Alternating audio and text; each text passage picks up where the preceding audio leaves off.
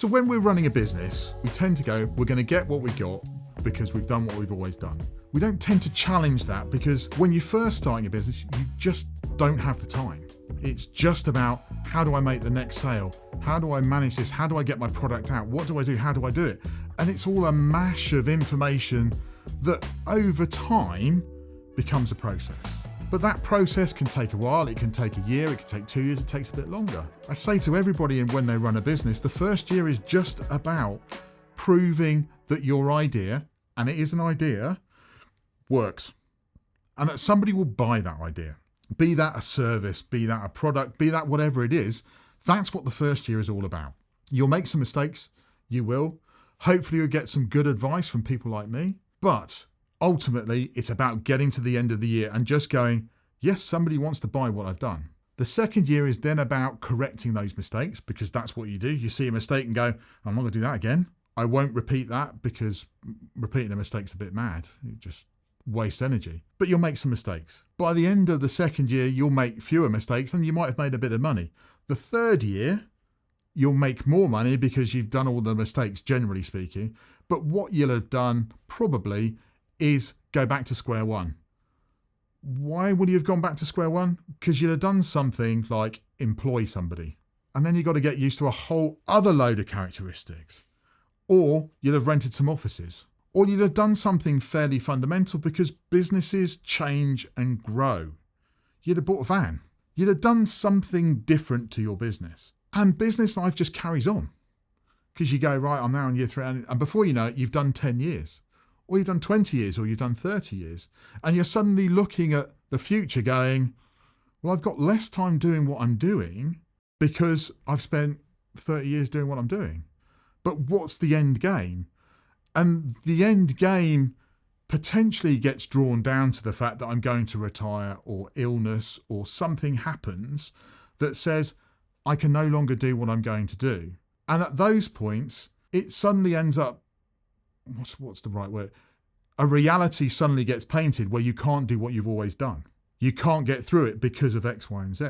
And in some ways, what you need to start doing, and what I would encourage all business owners to do, is to take a more holistic view of where they want to go. Once they've got to maybe 5 years into their business, to go, right, I'm going to stop and I'm going to spend a day just looking at how far I've come, congratulating yourself to doing that and for what you've achieved. But then to look at it and go, what do I want the next 5 years to be? What do I want the next 10 years to be? What do I want that to look like? Not only in terms of my business, because that's important, but what do I want it to look like in terms of my personal life? So if I've got kids, do I want them to go to private school or not? Have I considered that as an option? How would I fund that? Is that important to me? Or is that actually, no, I don't need to do that because... Do I want to go on this holiday somewhere? Do I want to do this? Do I want to do that? And you suddenly start changing what is a business must do, run, to okay, the business has got to enable me to do this. The business has got to enable me to do that. Because if it doesn't enable me to do that, I can't do this. And you change the emphasis on the way that your business operates, maybe from not a run basis, but to it's got to achieve this goal. And in some ways, having changed that dynamic, you can then start building things into that. So you could say, okay, in 10 years' time, I want to own a building that my business trades from. Okay, that's step 9,998 in the process of getting from where I am now to 10 years' time. And there are 9,998 steps that I need to go on to get to that point. But step 1 is going, what do I want? Step 2 is, I want to do this. Step 3 is, okay, how do I do that? You then open that discussion to not only the team that you employ, but the people that support you at home, the people that support you in a wider context. You then share those goals, those aspirations with those people. You then talk to your accountant, you talk to your lawyer, whoever that might be, to go, look, this is what I want to do. How do I go about doing it? They will help you guide, cajole, hold you to account in those things. But the important bit is to go, the first step is understand what that goal is. Now I can draw a direct analogy with that.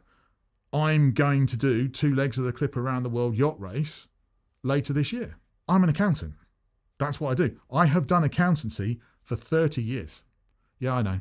I look far younger. But I've done it for 30 years. I'm going to go on a boat, yacht, however you want to describe it, a 70-foot racing yacht where I will not have internet access. I will not be able to be contacted by phone, message, WhatsApp, whatever medium it happens to be. And a client to ask me a question, how do I deal with this tax? How do I deal with that tax? They won't be able to ask me that. I'm fearful about that, first of all, because I'm going, well, hold on a minute. Nobody's going to be able to contact me for 6 weeks, let alone the fact that I'm going across an ocean and most people think that's pretty mad. But I'm going to go and do that. So I've had to not only think about how I'm going to be able to put myself in a position to enable me to cross an ocean, how am I going to fund that particular adventure, but how's my business going to survive?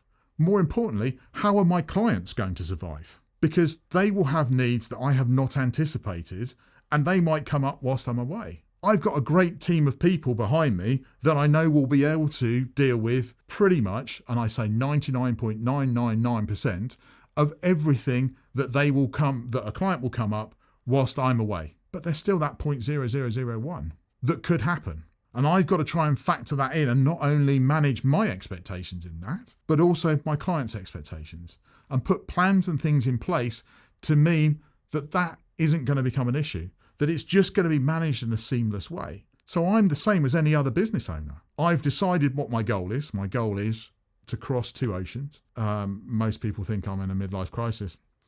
Who knows? We'll find out in 7 months' time. But that's what I've decided I want to do for me, not for my business, not really for my family, but for me, because I've got a point that that's what I want to do. But my business then has to work around that and meet that goal and that aspiration. And that takes time and planning. And trust me, it's taken a lot of planning and a lot of soul searching and a lot of thinking to get to that point. I'm no different to any of you. But my start point was, this is what I want to do. The next step was, can I do that? Will I get accepted? How do I go about it? And then there's a whole load of steps and journeys that will get me to a point that I will step off or step onto a yacht in a UK port at a point in time, sometime in August, that will then go across an ocean. I know, mad, innit? But the important thing is I've put in place steps to enable me to do that. And for the world in which I live and I breathe of accountancy and client care and all of that stuff will keep spinning when I'm not there. My business will keep going. My clients will get looked after. They will get all of their questions answered in the way in which I want them to be answered and the way that they want to receive that. But it's about planning, it's about discussing, it's about sharing with people how to do that, and that's what I want to do. And that's what all business owners should do. I'm not saying you do it on day one. You'll have a business plan to get going. Yes, you will. But your aspirations and your goals will change as life goes on. And it's about revisiting those and making sure that what your business gives you is what you need, not only to enable your life to function as you want it, but also to meet the goals that you want to achieve. My name's Martin Cavey from Chorus Accounting. Why not comment below or send me a direct message so that we can get your thinking started.